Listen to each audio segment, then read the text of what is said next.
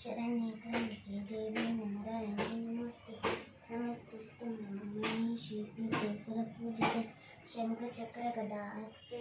Hi friends, good morning, welcome back to our channel. So friends, ಗಂಟೆ 10 ಆಯಿತು. ಈಗ vlog ಶುರು ಮಾಡ್ತಾ ಇದ್ದೀನಿ. ಬ್ರೇಕ್ಫಾಸ್ಟ್ ರೆಡಿ ಮಾಡ್ತಾ ಇದ್ದೀನಿ. 10 ಗಂಟೆ ಆಯಿತು. ಬೆಳಗ್ಗೆ ಸ್ನಾನ ಪೂಜೆ ಕೆಲಸ ಎಲ್ಲ ಕಂಪ್ಲೀಟ್ ಆಯಿತು ನೋಡಿ. ಎಲ್ಲ ಆಲ್ಮೋಸ್ಟ್ ಕ್ಲೀನಿಂಗ್ಸ್ ಎಲ್ಲ ಮುಗ್ದು ಸ್ನಾನ ಎಲ್ಲ ಆಯಿತು. ಹಾಗೆಯೇ ತನ್ನದು ಪೂಜೆನೂ ಕೂಡ ಆಗ್ತಾಯಿದೆ. ಈಗ ಕ್ಲಾಸ್ ಇದೆ ಅವಳಿಗೆ. ಅಷ್ಟರಲ್ಲಿ ನಾನು 10:50ಕ್ಕೆ ನಾನು ಫೋನ್ ಕೊಟ್ಬಿಡ್ಬೇಕು ಅವಳಿಗೆ. ಅಷ್ಟರಲ್ಲಿ ನಾನು ಬ್ರೇಕ್ಫಾಸ್ಟ್ನ ರೆಡಿ ಮಾಡಿಬಿಡ್ತೀನಿ. ಉಪ್ಪಿಟ್ಟು ಮತ್ತು ಅವಳು ಬರೀ ಉಪ್ಪಿಟ್ಟು ಬೇಡ ಅಂತ ಇದ್ದಾಳೆ, ಹಾಗಾಗಿ ಕೇಸರಿ ಭಾತನ್ನು ಕೂಡ ಮಾಡ್ತಾಯಿದ್ದೀನಿ. ಸೊ ಫಾಸ್ಟಾಗಿ ಮಾಡಿಬಿಡ್ತೀನಿ.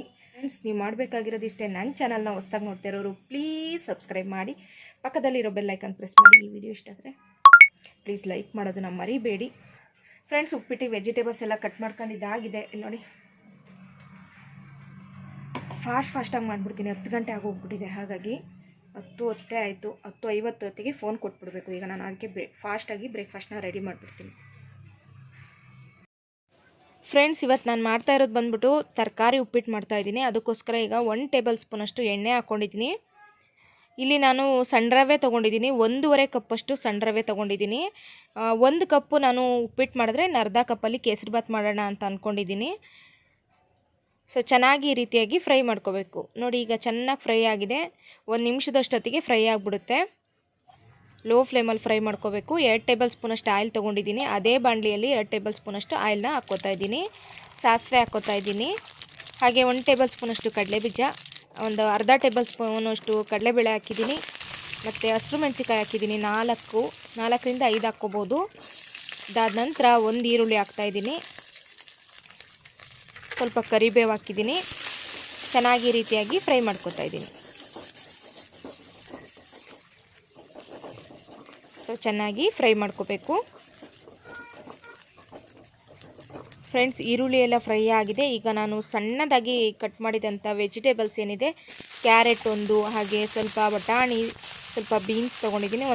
ಒಂದು 6 ಬೀನ್ಸು, ಒಂದು ಚಿಕ್ಕದ ಕ್ಯಾರೆಟು, ಹಾಗೆ 1 ಕಪ್ಪಷ್ಟು ಬಟಾಣಿ. ಸೊ 3 ತರಕಾರಿನ ತೊಗೊಂಡಿದ್ದೀನಿ. ಇದ್ರ ಜೊತೆಗೆ ನೀವು ಕ್ಯಾಪ್ಸಿಕಮ್ ಬೇಕಿದ್ದರೂ ಸೇರಿಸ್ಬೋದು, ಕ್ಯಾಬೇಜ್ ಬೇಕಿದ್ದರೂ ಸೇರಿಸ್ಬೋದು, ಚೆನ್ನಾಗಿರುತ್ತೆ.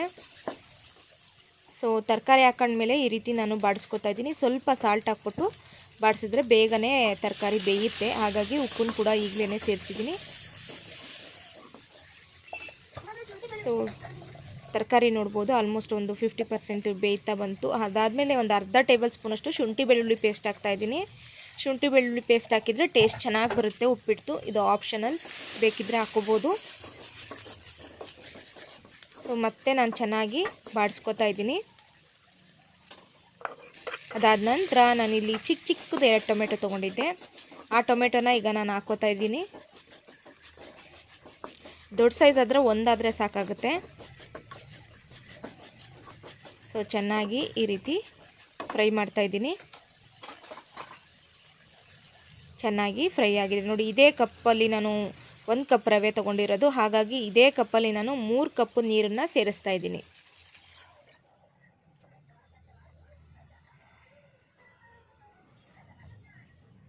ಸೊ ಇದು 2ನೇ ಕಪ್ಪು, ಇದು 3ನೇ ಕಪ್ಪು. ಸೊ ನೋಡಿದ್ರಲ್ಲ, 3 ಕಪ್ ನೀರನ್ನ ಸೇರಿಸಿದ್ದೀನಿ. ತೆಳುವಾಗಿ ಮಾಡ್ಕೋಬೇಕು ಅಂದರೆ 4 ಕಪ್ ನೀರನ್ನು ನೀವು ಸೇರಿಸ್ಕೋಬೇಕಾಗುತ್ತೆ. ಫ್ರೆಂಡ್ಸ್, ಈಗ ಉಪ್ಪಿಟ್ಟು ನೀರು ಕುದಿಯೋಷ್ಟರಲ್ಲಿ ನಾನು ಕೇಸರಿ ಭಾತ್ ಮಾಡ್ತಾಯಿದ್ದೀನಿ. ಕೇಸರಿ ಭಾತ್ ಮಾಡೋಕ್ಕೆ ಒಂದು ಪ್ಯಾನ್ ಇಟ್ಟು ಈಗ ನಾನು 1.5 ಟೇಬಲ್ ಸ್ಪೂನಷ್ಟು ನಾನು ತುಪ್ಪನ ಹಾಕ್ಕೊಂಡಿದ್ದೀನಿ. ತುಪ್ಪ ಹಾಕ್ಕೊಂಬಿಟ್ಟು ಇಲ್ಲಿ ನಾನು ಗೋಡಂಬಿ ಮತ್ತು ದ್ರಾಕ್ಷಿನ ಹಾಕ್ಕೋತಾ ಇದ್ದೀನಿ. ಗೋಡಂಬಿ ಒಂದು 3, ದ್ರಾಕ್ಷಿ ಒಂದು 10-15 ದ್ರಾಕ್ಷಿ ಹಾಕ್ಕೋತಾ ಇದ್ದೀನಿ. ಸೊ ನಾನು ಮಾಡ್ತಾ ಇರೋದು ಏನು ರೆಡ್ ಕಲರ್ ಕಪ್ ತೋರಿಸಿದೆ ನೋಡಿ, ಅದರಲ್ಲಿ ಅರ್ಧ ಕಪ್ಪಷ್ಟು ರವೆ ಮಾತ್ರ ತೊಗೊಂಡಿದ್ದೀನಿ.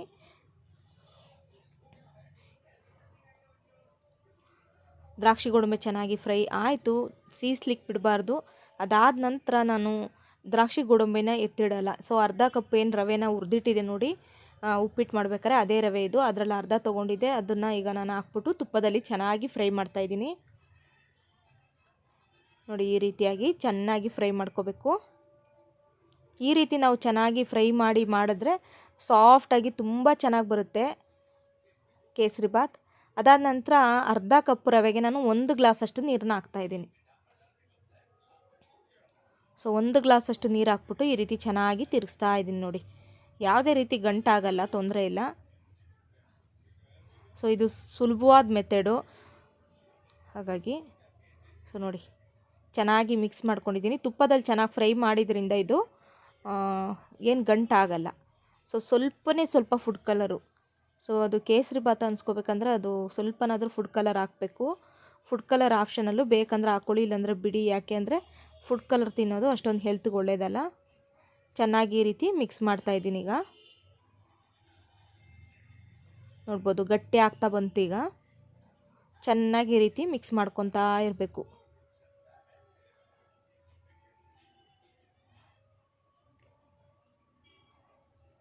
ಸ್ವಲ್ಪ ಅಂದರೆ ಒಂದು ನಿಮಿಷ ಅಷ್ಟು ಈಗ ನಾನು ಅದನ್ನು ಬೇಯಲಿಕ್ಕೆ ಇಟ್ಟಿದ್ದೀನಿ. ಅಷ್ಟರಲ್ಲಿ ನೋಡ್ಬೋದು ಇಲ್ಲಿ ಕುದೀತಾ ಬಂತು. ಲಿಡ್ ಕ್ಲೋಸ್ ಮಾಡಿ ಒಂದು ನಿಮಿಷ ನಾನು ಕೇಸರಿ ಭಾತನ ಬೇಯಲಿಕ್ಕೆ ಇಟ್ಟಿದ್ದೀನಿ. ಈ ಉಪ್ಪಿಟ್ಟಿಂದು ಏನು ನೀರು ಹಾಕಿಟ್ಟಿದೆ ನೋಡಿ, ಅದು ಕುದೀತಾ ಬಂತು. ಈ ಕುದೀತಾ ಬಂದಾಗ ಈಗ ನೋಡಿ ರವೆ ಹಾಕ್ಬಿಟ್ಟು ಈ ರೀತಿ ತಿರ್ಗಿಸ್ಕೋಬೇಕು. ಸೊ ಗಂಟಾಗದೇ ಇರೋ ಥರ ನೋಡ್ಕೊಂಡು ಈ ರೀತಿಯಾಗಿ ತಿರ್ಗಿಸ್ಕೊತ ಹೋಗಬೇಕು. ನಾನು ಉಪ್ಪಿಟ್ಟಿಗೆ ಮತ್ತೆ ನಾನು ಸಾಲ್ಟ್ ಹಾಕ್ಲಿಕ್ಕೆ ಹೋಗಲಿಲ್ಲ, ಯಾಕಂದರೆ ನಾನು ವೆಜಿಟೇಬಲ್ಸ್ ಹಾಕಬೇಕಾದ್ರೇ ಉಪ್ಪು ಹಾಕಿದ್ದೆ ನೋಡಿ. ಹಾಗಾಗಿ ಅದು ಕರೆಕ್ಟಾಗಿತ್ತು. ಮತ್ತು ನಾನು ಉಪ್ಪನ್ನ ಸೇರಿಸ್ಲಿಕ್ಕೆ ಹೋಗಲಿಲ್ಲ. ನಿಮ್ಗೇನಾದ್ರು ಕಡಿಮೆ ಆಗಿದೆ ಅನಿಸಿದ್ರೆ ಉಪ್ಪನ್ನ ಸೇರಿಸ್ಕೋಬೋದು. ಸೊ ನೋಡಿ ಚೆನ್ನಾಗಿ ಈಗ ಗಟ್ಟಿ ಆಗ್ತಾ ಬಂತು. ಈಗ ನಾನು ಇದನ್ನು ಕೂಡ ಮುಚ್ಚಿಟ್ಬಿಡ್ತೀನಿ. ಇದನ್ನು ಮುಚ್ಚಿ ಒಂದು 2 ರಿಂದ 3 ನಿಮಿಷ ಅಷ್ಟು ಲೋ ಫ್ಲೇಮಲ್ಲಿ ಬೇಯಿಸಬೇಕು. ಸೊ ನೋಡಿ ಅಷ್ಟರಲ್ಲಿ ಕೇಸರಿ ಭಾತ್ ಕೂಡ ಗಟ್ಟಿ ಆಗ್ತಾ ಬಂತು, ಹರಳುತ್ತಾ ಬಂತು ಚೆನ್ನಾಗಿ. ಅಲ್ಲಿ ನೋಡಿ ಎಷ್ಟು ಚೆನ್ನಾಗಿ ಹರಳಿದೆ.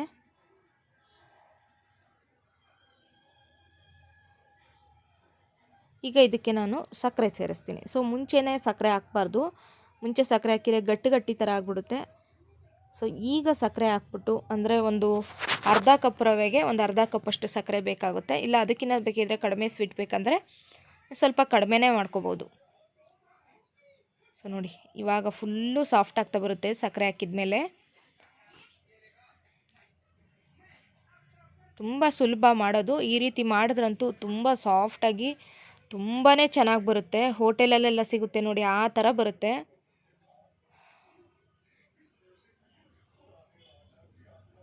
ನೀವು ಬೇಕಿದ್ರೆ ಇದಕ್ಕೆ ಹಾಲು ಬೇಕಿದ್ರೂ ಸೇರಿಸ್ಬೋದು, ಹಾಲಕ್ಕಿನೂ ಮಾಡ್ಬೋದು. ಚೆನ್ನಾಗಿ ರೀತಿ ಮಿಕ್ಸ್ ಮಾಡಿದೆ, ಸಕ್ಕರೆ ಎಲ್ಲ ಚೆನ್ನಾಗಿ ಕರಗಿದೆ ನೋಡಿ.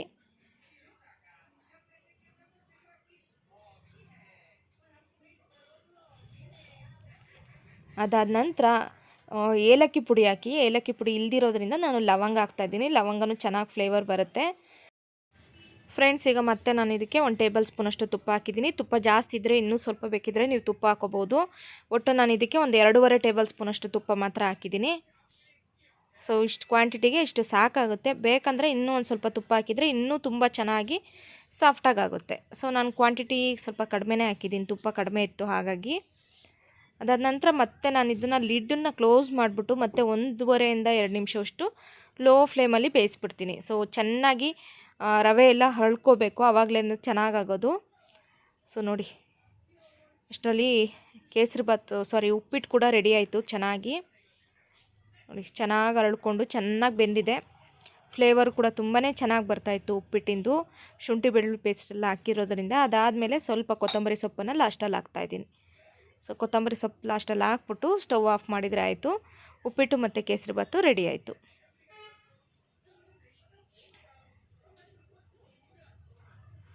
ಸೊ ತನುಗೆ ಈಗ ನಾನು ಬ್ರೇಕ್ಫಾಸ್ಟ್ ಹಾಕ್ಕೊಡ್ತಾಯಿದ್ದೀನಿ.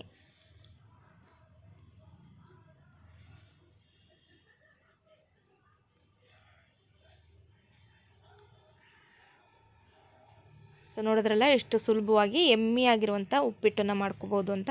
ಸೊ ಈ ರೀತಿ ತರಕಾರಿ ಎಲ್ಲ ಹಾಕಿ ಮಾಡಿಕೊಟ್ರೆ ಮಕ್ಕಳು ಇಷ್ಟಪಟ್ಟು ತಿಂತವೆ. ಇಲ್ಲಾಂದರೆ ಉಪ್ಪಿಟ್ಟು ಅಂದರೆ ನನಗಾಗಲ್ಲ, ಉಪ್ಪಿಟ್ಟು ನನಗೆ ಬೇಡ, ಹಂಗೆ ಹಿಂಗೆ ಅಂದ್ಕೊಂಡು ಉಪ್ಪಿಟ್ಟು ತಿನ್ನಲ್ಲ. ಸೊ ತನುಗೆ ಉಪ್ಪಿಟ್ಟು ಜೊತೆ ಕೇಸರಿ ಭಾತ್ ಇದ್ದರೆ ತಿಂತಾಳೆ, ಇಲ್ಲಾಂದರೆ ಬರೀ ಖಾಲಿ ಉಪ್ಪಿಟ್ಟನ್ನು ತಿನ್ನೋಕ್ಕೆ ತುಂಬ ಒಂಥರ ಮಾಡ್ತಾಳೆ. ಹಾಗಾಗಿ ನಾನು ಸ್ವಲ್ಪ ಈ ರೀತಿ ಉಪ್ಪಿಟ್ಟು ಜೊತೆ ಕೇಸರಿ ಭಾತ್ ಕೂಡ ಮಾಡ್ತೀನಿ.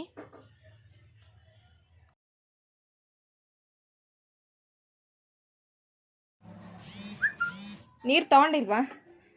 ಸೊ ಫ್ರೆಂಡ್ಸ್ ಬ್ರೇಕ್ಫಾಸ್ಟ್ ಅಂತೂ ರೆಡಿ ಆಯಿತು. ತನುಗೆ ಹಾಕ್ಕೊಟ್ಟೆ. 10:30 ಆಯಿತು. 10:45ಕ್ಕೆ ಕ್ಲಾಸ್ ಇದೆ. ಓಕೆ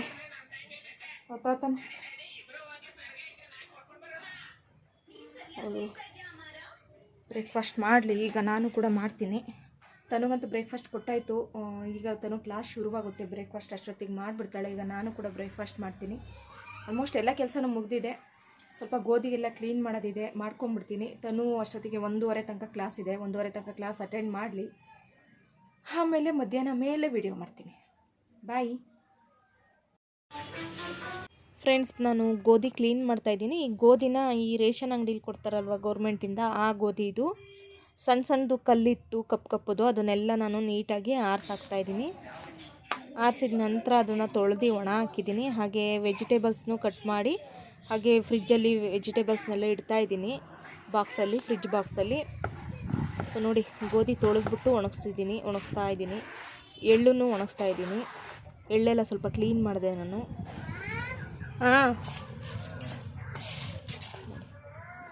ಕ್ಲೀನಾಗಿ ತೊಳೆದ್ಬಿಟ್ಟು ಒಣಗಿಸಿದ್ರೆ ಹಿಟ್ಟು ಚೆನ್ನಾಗಿ ಬರುತ್ತೆ.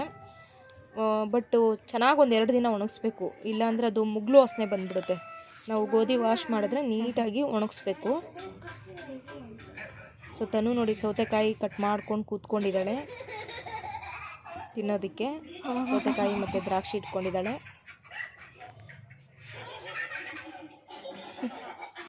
ಫ್ರೆಂಡ್ಸ್, ಈಗ ಸ್ವಲ್ಪ ಆರಾಮಾಗಿ ಕೂತ್ಕೊಂಡಿದ್ದೀನಿ. 2:30 ಆಯಿತು. ಊಟ ಮಾಡಿದೆ. ಊಟ ಅಂತೂ ಆಯಿತು, ತನದು ಆಯಿತು, ನಂದು ಆಯಿತು. ತನು ನೋಡಿ ಸೌತೆಕಾಯಿನೂ ದ್ರಾಕ್ಷಿನೂ ತಿಂತ ಕೂತಿದ್ದಾಳೆ. ಇವಾಗ ಗೋಧಿ ಎಲ್ಲ ಕ್ಲೀನ್ ಮಾಡಿದ್ದಾಯಿತು, ಅಕ್ಕಿ ಕ್ಲೀನ್ ಮಾಡಿದೆ, ಹಾಗೆ ವೆಜಿಟೇಬಲ್ಸ್ ಎಲ್ಲ ಕ್ಲೀನ್ ಮಾಡಿ ಕಟ್ ಮಾಡಿಟ್ಟಿದ್ದೀನಿ. ಆ್ಯಕ್ಚುಲಿ ಇವತ್ತು ಈ ಚಪ್ರದವರೆ ಅಥವಾ ಇತ್ಲವರೆ ಅಂತಾರಲ್ಲ, ಅದ್ರ ಪಲ್ಯ ಮಾಡೋಣ ಅಂತ ಅಂದ್ಕೊಂಡೆ ಈಗ ಮಧ್ಯಾಹ್ನ. ಬಟ್ ಆಗಲಿಲ್ಲ, ಸುಸ್ತಾಗ್ಬಿಡ್ತು. ಸ್ವಲ್ಪ ಎಳ್ಳಿತ್ತು, ಆಂಟಿ ಮನೆಯಿಂದ ಕೊಟ್ಟಿದ್ದೆ ಎಳ್ಳು. ಆ ಎಳ್ಳನ್ನೆಲ್ಲ ಕ್ಲೀನ್ ಮಾಡಿ ತರಕಾರಿನೆಲ್ಲ ಕಟ್ ಮಾಡಿ ಇಟ್ಟೆ. ತನುಗೆ ಕ್ಲಾಸ್ಗೆ ಫೋನ್ ಕೊಟ್ಟಿದ್ದೆ ನೋಡಿ, ಹಾಗಾಗಿ ಅದಾದಮೇಲೆ ವರ್ಕ್ಶೀಟ್ ಎಲ್ಲ ಡೌನ್ಲೋಡ್ ಮಾಡಿಕೊಟ್ಟೆ. ಅವಳು ಬರ್ಕೊಂಡ್ಳು. ಇಷ್ಟ ತನಕ ಪಾಪ ಅವಳು ಬರ್ಕೊಂಡು ಇವಾಗ ತಿನ್ಕೊಂಡು ಕೂತಿದ್ದಾಳೆ. ನಂದು ಆಲ್ಮೋಸ್ಟ್ ಎಲ್ಲ ಕೆಲಸ ಆಯಿತು. ಇನ್ನೇನಿದ್ರು ಸಾಯಂಕಾಲದ ಕೆಲಸ, ವೀಡಿಯೋ ಎಡಿಟಿಂಗ್ ಇದೆ, ಅದನ್ನೆಲ್ಲ ಈಗ ಮಾಡ್ಕೋಬೇಕು. ಸ್ವಲ್ಪ ಹೊತ್ತು ರೆಸ್ಟ್ ಮಾಡಿಬಿಟ್ಟು ಆಮೇಲೆ ವೀಡಿಯೋ ಎಡಿಟಿಂಗ್ ಮಾಡ್ತೀನಿ. ಸೊ ಸೌತೆಕಾಯಿ ಬಿಸಿಲಿಗೆ ಚೆನ್ನಾಗಿರುತ್ತೆ, ನನಗಿಷ್ಟ. ಸೌತೆಕಾಯಿ ಅಂದರೆ ತುಂಬ ಇಷ್ಟ.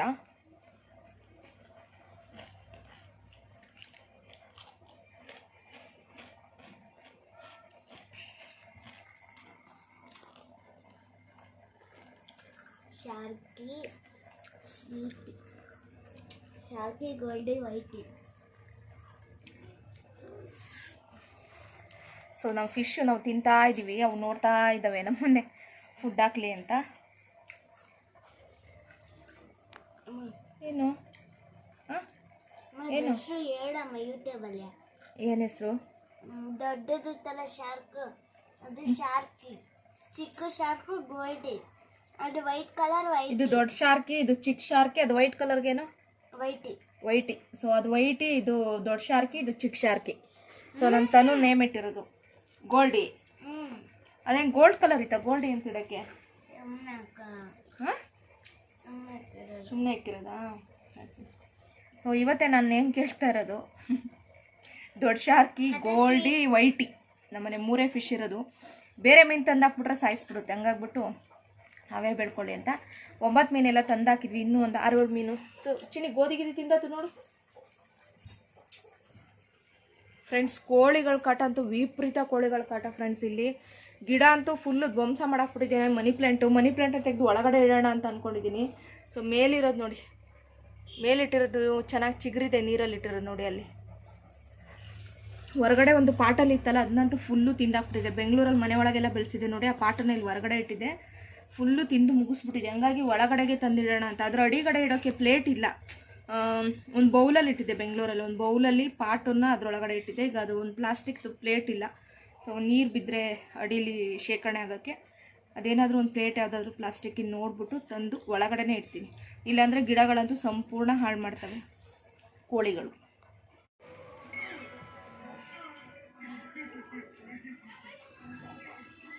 ಫ್ರೆಂಡ್ಸ್, ಇಲ್ಲಿ ನೋಡಿ ಫ್ರೆಂಡ್ಸ್, ಕೋಳಿ ಎಷ್ಟು ಚೆನ್ನಾಗಿ ಬಂದು ನೀರು ಕುಡಿತಾ ಇದೆ ನೋಡಿ. ತುಂಬ ಕ್ಯೂಟಾಗಿದೆ ಫ್ರೆಂಡ್ಸ್. ಇಲ್ಲಿ ಒಂದಷ್ಟು ಜನ ಕೋಳಿಗಳನ್ನ ಸಾಕಿದ್ದಾರೆ. ಬ್ಲ್ಯಾಕ್ ಕಲರ್ ಕೋಳಿಗಳಿದೆ, ತುಂಬ ಕ್ಯೂಟಾಗಿದೆ ಫ್ರೆಂಡ್ಸ್. ಒಂದಕ್ಕಿಂತ ಒಂದು ಚೆನ್ನಾಗಿದೆ. ಒಂದು 6-7 ಕೋಳಿಗಳಿದೆ. ಬಟ್ ಮನೆ ಹತ್ರ ಇರೋ ಒಂದು ಗಿಡ ಬಿಡೋದಿಲ್ಲ. ಮನೆ ಹತ್ರ ಬಾಗಿಲಲ್ಲಿ ಇಟ್ಟಿದ್ದು ಹೂವುಗಳು ಬಿಡೋದಿಲ್ಲ. ಪೂಜೆ ಮಾಡಿ ಇಟ್ಟಿರೋ ಹೂವನ್ನೆಲ್ಲ ಬಂದು ಕಿತ್ತಾಕ್ಬಿಡುತ್ತೆ. ಬಾಗಿಲಲ್ಲೇ ಬಂದು ಟಾಯ್ಲೆಟ್ ಮಾಡುತ್ತೆ. ಈ ಕೋಳಿಗಳದ್ದು ಕಾಟ ಜಾಸ್ತಿ ಇಲ್ಲಿ.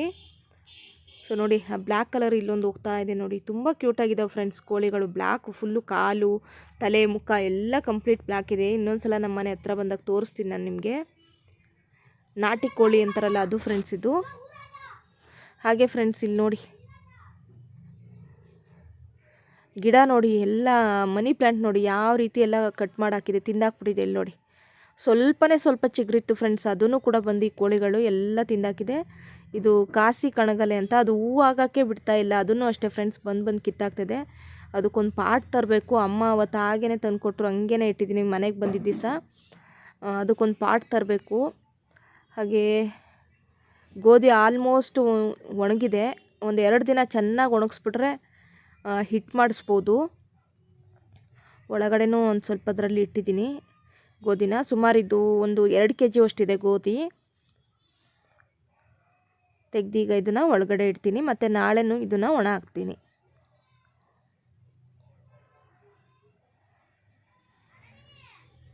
ಫ್ರೆಂಡ್ಸ್ ಹಾಗೆಯೇ ಇಲ್ಲಿ ನಮ್ಮನೆ ಒಳಗಡೆ ಬೆಳಕಿನ ಕಿರಣ ಬೀಳುತ್ತೆ ನೋಡಿ, ಸೂರ್ಯನ ಬೆಳಕು ಎಷ್ಟು ಚೆನ್ನಾಗಿ ಬೀಳ್ತದೆ ನೋಡಿ ಫ್ರೆಂಡ್ಸ್. ಅಲ್ಲಿ ದೇವ್ರ ಹತ್ರ ಸಾಯಿಬಾಬಾ ಹತ್ರ ಬೀಳ್ತಾ ಇದೆ ನೋಡಿ. ಅದು ಸಾಯಿಬಾಬಾ ವಿಗ್ರಹ ಮತ್ತು ಲಕ್ಷ್ಮೀ ಗಣೇಶ ವಿಗ್ರಹ ಇಟ್ಟಿದ್ದೀನಿ ಆ ಪ್ಲೇಟಲ್ಲಿ. ಚೆನ್ನಾಗಿ ಬೀಳ್ತಾ ಇದೆ ನೋಡಿ ದೇವ್ರ ರೂಮ್ ಒಳಗಡೆ. ಇಲ್ಲಿ ಒಂದೇ ಒಂದು ದೀಪ ಉರಿತಾ ಇದೆ, ದೀಪ ಎಲ್ಲ ಆರೋಗಿದೆ ನೋಡಿ. ಎಷ್ಟು ಚೆನ್ನಾಗಿ ಕಾಣಿಸ್ತಾ ಇದೆ ಆ ಬೆಳಕು ನೋಡಿ. ಇಲ್ಲಿಂದ ಬೀಳುತ್ತೆ ಬೆಳಕು, ಮತ್ತು ಇಲ್ಲಿ ಸೈಡಿಂದನೂ ಕೂಡ ಬಾಗಿಲಿಂದ ಈ ರೀತಿ ಬೀಳುತ್ತೆ. ತುಂಬ ಚೆನ್ನಾಗಿ ಕಾಣಿಸುತ್ತೆ. ಕಿಟಕಿಯಿಂದ ಬೀಳೋದಂತೂ ಸೀದಾ ಕರೆಕ್ಟಾಗಿ ಆ ಲಕ್ಷ್ಮಿ ಫೋಟೋ ಮೇಲೆ, ಕಳಸ ಮೇಲೆ ಕರೆಕ್ಟಾಗಿ ಬೀಳುತ್ತೆ. 4:15 4:45 ಟೈಮಲ್ಲಿ ಕಳಸದ ಮೇಲೆ ಬೀಳುತ್ತೆ. ಹಾಗೆ ಈಗ 5:15 ಆಯಿತು. ತನು ನೋಡಿ ಕಸ ಗುಡಿಸ್ತಾ ಇದ್ದಾಳೆ. ತನು ಪ್ರತಿದಿನ ಈವ್ನಿಂಗ್ ರೋಟೀನ್ ತನ್ನೋದಿದು. ಪ್ರತಿದಿನ ಈವ್ನಿಂಗ್ ಟೈಮು ಕಸ ಗುಡಿಸಿ, ಹೊರ್ಗಡೆ ಎಲ್ಲ ಕಸ ಗುಡಿಸಿ, ನೀರು ಹಾಕ್ಬಿಟ್ಟು ಗಿಡಕ್ಕೆಲ್ಲ ನೀರು ಹಾಕ್ತಾಳೆ. ಪ್ರತಿದಿನ ಮಾಡ್ತಾಳೆ. ನಾನು ಒಂದು ದಿನವೂ ಮಾಡದೇ ಇರೋಕ್ಕೆ ಬಿಡಲ್ಲ, ಡೈಲಿ ಮಾಡಬೇಕಂತ ಹೇಳಿದ್ದೀನಿ. ಸೊ ಅಟ್ಲೀಸ್ಟು ಇದನ್ನಾದರೂ ಕಲ್ತ್ಕೊಳ್ಳಿ, ಹೆಣ್ಮಕ್ಳಾಗಲಿ ಗಂಡು ಮಕ್ಕಳಾಗಲಿ. ಸೊ ಅಟ್ಲೀಸ್ಟ್ ಮನೆಗೆ ಗುಡಿಸೋದು, ಕ್ಲೀನ್ ಮಾಡೋದಾದ್ರೂ ಕಲ್ತ್ಕೋಬೇಕು. ಬೇರೆ ಕೆಲಸ ಮಾಡಿಲ್ಲ ಅಂತ. ಚಿಕ್ಕ ಮಗು ಒಂದೇ ಅಲ್ವಾ ಅಂತೇಳ್ಬಿಟ್ಟು ನಾವು ಮುದ್ದು ಮಾಡಿದ್ರೆ ಮುಂದೆ ಮಕ್ಕಳು ಯಾವ ಕೆಲಸನೂ ಮಾಡಲ್ಲ. ಇವಾಗಿಂದ ರೂಢಿ ಆದರೆ ಪ್ರತಿಯೊಂದು ಕೆಲಸನೂ ಕೂಡ ಮಾಡೋದನ್ನು ನಿಧಾನವಾಗಿ ಅಭ್ಯಾಸ ಮಾಡ್ಕೊತಾರೆ. ಸೊ ನೋಡ್ತಾ ಇದ್ದೀರಲ್ಲ, ಡೈಲಿ ಮಾಡ್ತಾಳೆ ಇವಳು ಕೆಲಸನ. ಸಣ್ಣ ಪುಟ್ಟ ಕೆಲಸ ಇದು. ಆಮೇಲೆ ಬಟ್ಟೆಗಳನ್ನ, ಸಣ್ಣ ಬಟ್ಟೆಗಳನ್ನೆಲ್ಲ ಅವಳು ಮಡಿಸ್ಕೊಳ್ಳೋದು, ಹಾಗೆ 2 ಲೋಟ ಸಣ್ಣದು ಆ ಥರದ್ದೆಲ್ಲ ಅವಳೇ ತೊಳಿತಾಳೆ. ಈ ಥರ ಕೆಲಸಗಳನ್ನೆಲ್ಲ ನಾನು ಅಭ್ಯಾಸ ಮಾಡಿಸ್ತಾ ಇದ್ದೀನಿ ಒಂದೊಂದೇ.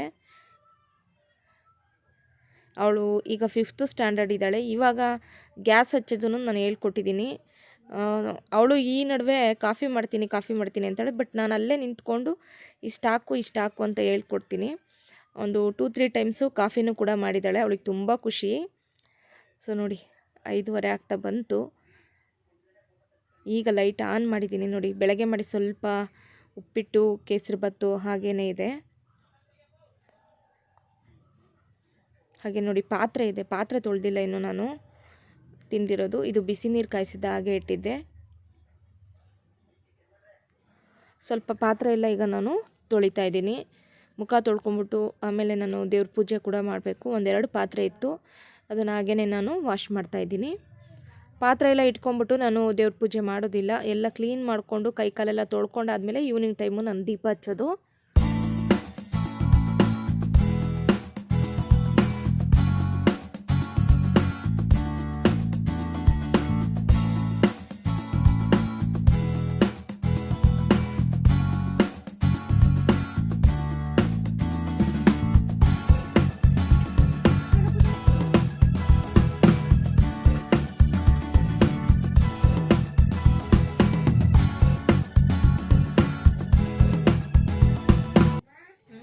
ಫ್ರೆಂಡ್ಸ್ ಈಗ ಪಾತ್ರೆ ಅಂತೂ ತೊಳೆದಿದ್ದಾಯಿತು. ಪಾತ್ರೆ ತೊಳೆದಾದ್ಮೇಲೆ ಫೇಸ್ ವಾಶ್ ಮಾಡಿ ಈಗ ನಾನು ಕ್ರೀಮ್ ಹಚ್ಕೋತಾ ಇದ್ದೀನಿ. ಫೇರ್ ಆ್ಯಂಡ್ ಲವ್ಲಿ ಕ್ರೀಮ್ ಹಚ್ಚುತ್ತೀನಿ ನಾನು. ರೆಗ್ಯುಲರಾಗಿ ನಾನು ಅದನ್ನೇ ಹಚ್ಚೋದು. ಅಂದರೆ ಫ್ರೆಂಡ್ಸ್ ನಾನು ಡೈಲಿ ಹಚ್ಚೋದೇ ಇಲ್ಲ. ಅಂದರೆ ಒಂದು ಟೈಮ್ ಹಚ್ಚಿದ್ರೆ ಒಂದು ಟೈಮ್ ಹಚ್ಚಲ್ಲ. ಒಂದೊಂದು ಸಲ ಮಾರ್ನಿಂಗ್ ನಾನು ಕ್ರೀಮ್ನೇ ಹಚ್ಚಲ್ಲ, ಒಂದೊಂದು ಟೈಮ್ ನಾನು ಈವ್ನಿಂಗೂ ಹಚ್ಚಲ್ಲ. ಸೊ ಯಾವಾಗಲಾದರೂ ಒಂದೊಂದು ಟೈಮ್ ಹಚ್ಕೊತೀನಿ ಅಷ್ಟೇ ನಾನು. ಹಾಗಾಗಿ ಆ ಒಂದು ಚಿಕ್ಕ ಪೌಚ್ ತಂದ್ರೇ ತುಂಬ ದಿನ ಬರುತ್ತೆ. 1 ಮಂತ್ 2 ಮಂತ್ ತನಕ ಬಂದುಬಿಡುತ್ತೆ ಒಂದೊಂದು ಸಲ ನನಗೆ. ಒಂದೊಂದು ಸತಿ ಮಾತ್ರ ಯಾವಾಗಲಾದರೂ ದೊಡ್ಡ ಪೋಚ್ ತರ್ತೀನಿ ಅಷ್ಟೇ ನಾನು. ಸೊ ಇವಾಗ ನಾನು ಕ್ರೀಮೆಲ್ಲ ಹಚ್ಕೊಂಡಿದ್ದಾಯಿತು. ಹಚ್ಕೊಂಡಾದ್ಮೇಲೆ ಈಗ ನಾನು ಬೊಟ್ಟು ಇಟ್ಕೊಂಡಿದ್ದೀನಿ. ಯಾವುದಾದ್ರೂ ಮದುವೆ ಫಂಕ್ಷನ್ ಅಂದರೆ ಮಾತ್ರ ಲ್ಯಾಕ್ಮಿ ಪೌಡ್ರು ಈ ಥರದ್ದು ಯೂಸ್ ಮಾಡ್ತೀನಿ. ಬಾಕಿ ಅಂತ ನಾನು ಪೌಡ್ರೆಲ್ಲ ಹಚ್ಕೊಳ್ಳಲ್ಲ. ಫ್ರೆಂಡ್ಸ್, ಈಗ ತನು ದೀಪ ಹಚ್ತಾ ಇದ್ದಾಳೆ. ಈವ್ನಿಂಗ್ ಟೈಮಲ್ಲಿ ಅವಳೇನೇ ಪೂಜೆ ಮಾಡ್ತಾಳೆ.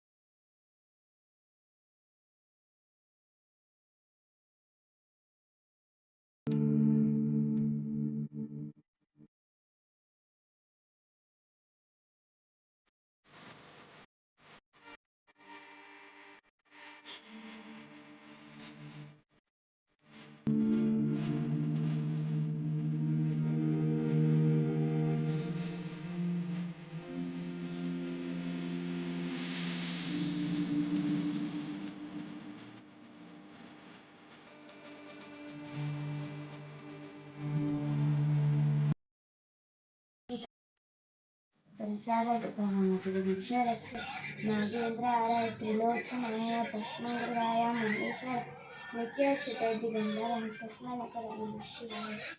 ಫ್ರೆಂಡ್ಸ್, ತನು ಮಂತ್ರ ಹೇಳ್ಕೊಂಡೇ ಪೂಜೆ ಮಾಡೋದು. ಲಕ್ಷ್ಮೀ ಅಷ್ಟಕಮು ಮತ್ತು ಶಿವಾಷ್ಟಕಮು ಸುಮಾರು ಒಂದು 3-4 ಮಂತ್ರಗಳನ್ನ ನಾನು LKG UKGಲೇ ಹೇಳ್ಕೊಟ್ಟಿದ್ದೆ. ಅವತ್ತಿಂದ ಇವತ್ತಿನ ತನಕನೂ ಆ ಶ್ಲೋಕಗಳನ್ನ ಹೇಳ್ಕೊಂಬಿಟ್ಟೇ ಅವಳು ಪೂಜೆ ಮಾಡ್ತಾಳೆ. ಅವಳ ಪೂಜೆ ಆದಮೇಲೆ ಈಗ ನಾನು ಕೂಡ ಪೂಜೆ ಮಾಡ್ತಾಯಿದ್ದೀನಿ.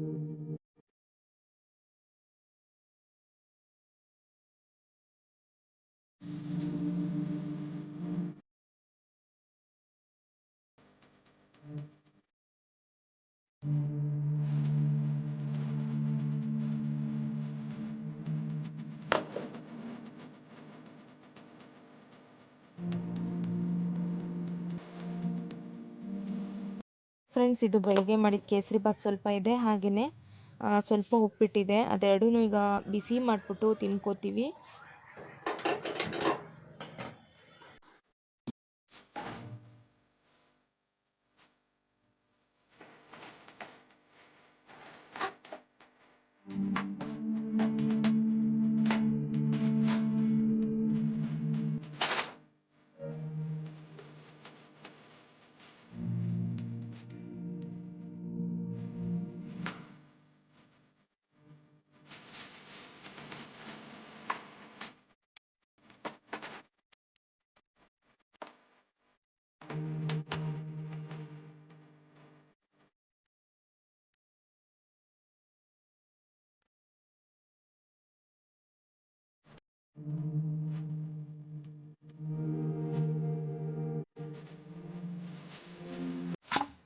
ಫ್ರೆಂಡ್ಸ್, ಈಗ ನಾನು ಉಪ್ಪಿಟ್ಟೆಲ್ಲ ಬಿಸಿ ಮಾಡ್ತಾನೆ ಕಾಫಿನೂ ಮಾಡ್ತಾಯಿದ್ದೀನಿ. ಕಾಫಿ ಒಂದೊಂದು ಟೈಮ್ ಟೀ ಮಾಡ್ತೀನಿ ಈವ್ನಿಂಗ್ ಟೈಮ್, ಒಂದೊಂದು ಟೈಮ್ ಕಾಫಿ ಮಾಡ್ತೀನಿ.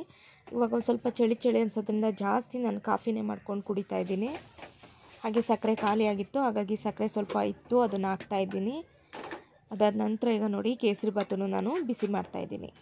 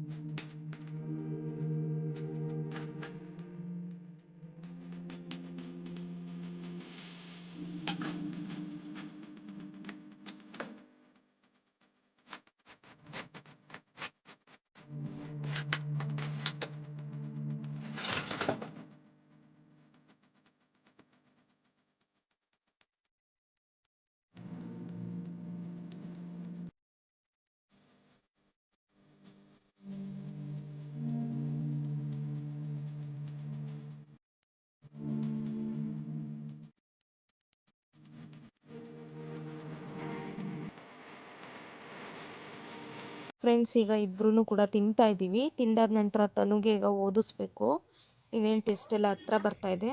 raw materials this production of goods from raw materials is called industries. Industries are usually located in urban centers and provide occupation. Industries in India can be grouped into three types. Friends ಗಂಟೆ 8:30 ಆಯಿತು. ಈಗ ನಾನು ತೆಂಗಿನಕಾಯಿನ ತುರ್ಕೋತಾ ಇದ್ದೀನಿ. ಒಂದು ಕಾಯಿ ಹೊಡೆದ್ರೆ ನಾನು ಪೂರ್ತಿ ತುರಿದ್ಬಿಟ್ಟು ಒಂದು ಬಟ್ಲಲ್ಲಿ ಹಾಕಿ ಇಟ್ಬಿಡ್ತೀನಿ. ಪಲ್ಯಕ್ಕೆ, ಸಾಂಬಾರಿಗೆ ಎಲ್ಲದಕ್ಕೂ ಕೂಡ ನನಗೆ ಯೂಸ್ ಆಗುತ್ತೆ. ಇವತ್ತು ನಾನು ಚಪ್ರದವರೆಕಾಯಿ ಪಲ್ಯ ಮಾಡ್ತಾಯಿದ್ದೀನಿ.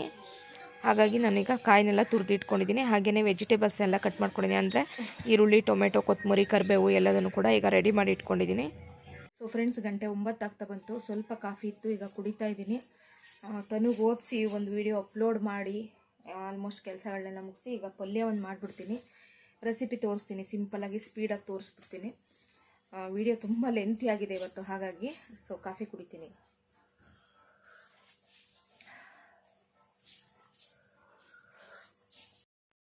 ಫ್ರೆಂಡ್ಸ್ ಈಗ ನಾನು ಚಪ್ರದವರೆಕಾಯಿ ಪಲ್ಯ ಮಾಡ್ತಾಯಿದ್ದೀನಿ. ಅದಕ್ಕೋಸ್ಕರ ಒಂದು ಕಡಾಯಿ ಇಟ್ಟು ಅದರಲ್ಲಿ ಒಂದು 2 ಟೇಬಲ್ ಸ್ಪೂನಷ್ಟು ಎಣ್ಣೆ ಹಾಕಿದ್ದೀನಿ. ಒಂದು 1/4 ಟೇಬಲ್ ಸ್ಪೂನಷ್ಟು ಸಾಸಿವೆ ಹಾಕಿದ್ದೀನಿ. ಸೊ ಸಾಸಿವೆ ಎಲ್ಲ ಚಿಟಪಟ ಆದಮೇಲೆ ಈರುಳ್ಳಿ ಮತ್ತು ಕರಿಬೇವು, ಈರುಳ್ಳಿ ಒಂದು ದಪ್ಪ ಸೈಜ್ ಈರುಳ್ಳಿ ಹಾಕಿದ್ದೀನಿ. ಹಾಗೆ ಸ್ವಲ್ಪ ಕರಿಬೇವು ಹಾಕಿದ್ದೀನಿ. ಅದೆರಡನ್ನೂ ಚೆನ್ನಾಗಿ ಫ್ರೈ ಮಾಡ್ಕೊತೀನಿ.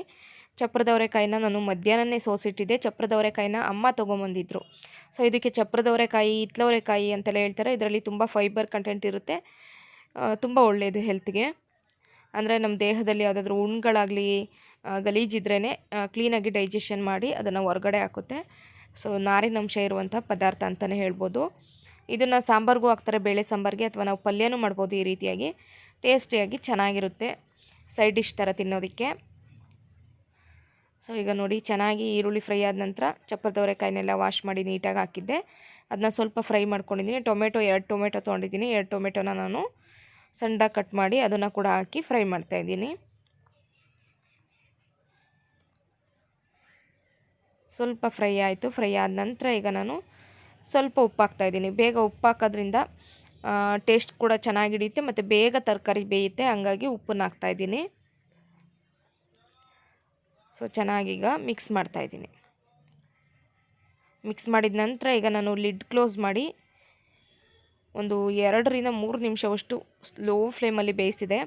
ಸೊ ಆಲ್ಮೋಸ್ಟ್ ಒಂದು 60-70% ಅಷ್ಟು ಬೆಂದಿದೆ ನೋಡಿ. ಆಯಿಲಲ್ಲೇ ಬೆಂದ್ಕೊಂಡ್ಬಿಡುತ್ತೆ ಚೆನ್ನಾಗಿ. ಫ್ರೆಂಡ್ಸ್ ಈಗ ಇದಕ್ಕೆ ಸ್ವಲ್ಪ ನೀರನ್ನು ಸೇರಿಸ್ತೀನಿ. ಅಂದರೆ ಟೀ ಗ್ಲಾಸ್ ಏನು ಬರುತ್ತೆ ಅದರಲ್ಲಿ 1.5 ಗ್ಲಾಸ್ ಅಷ್ಟು ನೀರನ್ನು ಹಾಕ್ತಾಯಿದ್ದೀನಿ. ಸೊ 1.5 ಗ್ಲಾಸ್ ಅಷ್ಟು ನೀರು ಹಾಕಿದರೆ ಚೆನ್ನಾಗಿ ಬೆಂದು ಕರೆಕ್ಟಾಗಿ ಬೆಂದು ಡ್ರೈ ಆಗುತ್ತೆ. ಇದಕ್ಕೀಗ ಸ್ವಲ್ಪ ಅರಿಶಿನ ಪುಡಿ ಮತ್ತು ಸ್ವಲ್ಪ ಚಿಲ್ಲಿ ಪೌಡ್ರ್ ಹಾಕಿದ್ದೀನಿ. ಖಾರಕ್ಕೆ ತಕ್ಕಾಗಿ ನೋಡ್ಕೊಂಡು ಚಿಲ್ಲಿ ಪೌಡ್ರ್ ಹಾಕೋಬೋದು, ಅಥವಾ ನಿಮಗೆ ಹಸಿರು ಮೆಣಸಿಕಾಯಿ ಹಾಕ್ತೀನಿ ಚಿಲ್ಲಿ ಪೌಡ್ರ್ ಬೇಡ ಅಂದರೆ ಹಸಿರು ಮೆಣಸಿಕಾಯಿ ಕೂಡ ಹಾಕ್ಕೋಬೋದು. ಚೆನ್ನಾಗಾಗುತ್ತೆ, ಟೇಸ್ಟಲ್ಲಿ ಏನು ಪ್ರಾಬ್ಲಮ್ ಆಗೋಲ್ಲ, ಚೆನ್ನಾಗಾಗುತ್ತೆ. ಸೊ ಈಗ ಲಿಡ್ ಕ್ಲೋಸ್ ಮಾಡಿ ಇದನ್ನು ಬೇಯ್ಲಿಕ್ಕೆ ಇಟ್ಬಿಡ್ತೀನಿ. ಫ್ರೆಂಡ್ಸ್ ಇದನ್ನು ಒಂದು 2ರಿಂದ 3 ನಿಮಿಷ ಬೇಯ್ಲಿಕ್ಕೆ ಇಟ್ಬಿಡ್ತೀನಿ. ಕಂಪ್ಲೀಟಾಗಿ ಬೇಯುತ್ತೆ ಫಾಸ್ಟಾಗಿ. ಸೊ ನೋಡಿ ಅನ್ನ ಸಾಂಬಾರು ಎಲ್ಲ ಕೂಡ ರೆಡಿ ಇದೆ. ಸಾಂಬಾರು ಬಂದ್ಬಿಟ್ಟು ಇದು ನವಿಲುಕೋಸು ಅವರೆಕಾಳೆಲ್ಲ ಹಾಕಿ ಸಾಂಬಾರು ಮಾಡಿತ್ತು, ಅದೇ ಸಾಂಬಾರಿದೆ. ಹಾಗೆ ಫ್ರೆಂಡ್ಸ್ ನೋಡಿ ಈಗೆಲ್ಲ ಚೆನ್ನಾಗಿ ಡ್ರೈ ಆಗಿದೆ. ಫೈನಲಿ ಇದಕ್ಕೆ ಸ್ವಲ್ಪ ತೆಂಗಿನಕಾಯಿ ತುರಿ ಹಾಕ್ತಾಯಿದ್ದೀನಿ. ಇದಕ್ಕೆ ಬೇಕಂದರೆ ನೀವು ನೋಡ್ಕೊಂಬಿಟ್ಟು ಉಪ್ಪು ಸರಿ ಇಲ್ಲ ಅಂದರೆ ಇನ್ನೊಂದು ಸ್ವಲ್ಪ ಉಪ್ಪನ್ನು ಸೇರಿಸ್ಕೋಬೋದು. ನಾನು ಹಾಕಿದ್ದು ಉಪ್ಪು ಕರೆಕ್ಟಾಗಿತ್ತು, ಮತ್ತು ನಾನು ಇದಕ್ಕೆ ಉಪ್ಪು ಸೇರಿಸಲಿಲ್ಲ. ಕಾಯಿ ತುರಿ ಮಾತ್ರ ಸ್ವಲ್ಪ ಹಾಕ್ಬಿಟ್ಟು ನಾನು ಮಿಕ್ಸ್ ಮಾಡ್ತಾಯಿದ್ದೀನಿ. ಸೊ ಈಗ ಕೊನೆ ಹಂತದಲ್ಲಿ ಸ್ವಲ್ಪ ಕೊತ್ತಂಬರಿ ಸೊಪ್ಪನ್ನು ಮೇಲೆ ಉದುರಿಸಿ ಮಿಕ್ಸ್ ಮಾಡಿದ್ರಾಯ್ತು. ಪಲ್ಯ ಅಂತೂ ತುಂಬ ಚೆನ್ನಾಗಿತ್ತು ಫ್ರೆಂಡ್ಸ್, ಯಮ್ಮಿಯಾಗಿರುತ್ತೆ. ಅನ್ನದ ಜೊತೆ, ಬಿಸಿ ಅನ್ನದ ಜೊತೆ ತಿನ್ನಬೇಕಾದ್ರೂ ಕೂಡ ತುಂಬ ಟೇಸ್ಟಿಯಾಗಿರುತ್ತೆ. ಫ್ರೆಂಡ್ಸ್ ಈಗ ನಮ್ಮ ಊಟ ಅಂತೂ ರೆಡಿ ಆಯಿತು. ಫ್ರೆಂಡ್ಸ್ ಗಂಟೆ 9:45 ಆಯಿತು. ಸೊ ಊಟ ಮಾಡಿಬಿಡ್ತೀವಿ ಈಗ. ಊಟ ಮಾಡಿ ಮಲಗೋದಷ್ಟೇ. ಪಾತ್ರೆ ಎಲ್ಲ ತೊಳಿಲಿಕ್ಕೆ ಹೋಗಲ್ಲ, ನನಗೆ ತುಂಬ ಸುಸ್ತಾಗ್ಬಿಟ್ಟಿದೆ. ವಿಡಿಯೋ ಎಡಿಟಿಂಗ್ ಸ್ವಲ್ಪ ಕೆಲಸ ಇದೆ, ಅದನ್ನು ಮಾಡ್ಕೋಬೇಕು. ನಾಳೆ ತನಗೆ ಆನ್ಲೈನ್ ಕ್ಲಾಸ್ ಇಲ್ಲ, ಹಾಗಾಗಿ ಸೊ ಪಲ್ಯ ಅಂತೂ ರೆಡಿ ಆಯಿತು. ಊಟನೂ ಮಾಡಿಬಿಡ್ತೀನಿ. ಪ್ಲೀಸ್ ನನ್ನ ಚಾನಲ್ನ ಹೊಸ್ದಾಗಿ ನೋಡ್ತಾ ಇರೋರು ಸಬ್ಸ್ಕ್ರೈಬ್ ಮಾಡಿ, ಪಕ್ಕದಲ್ಲಿ ಬೆಲ್ ಐಕನ್ ಇದೆ, ಅದನ್ನು ಕೂಡ ಪ್ರೆಸ್ ಮಾಡಿ. ವಿಡಿಯೋ ಇಷ್ಟ ಆದರೆ ಪ್ಲೀಸ್ ಒಂದು ಲೈಕ್ ಮಾಡಿ.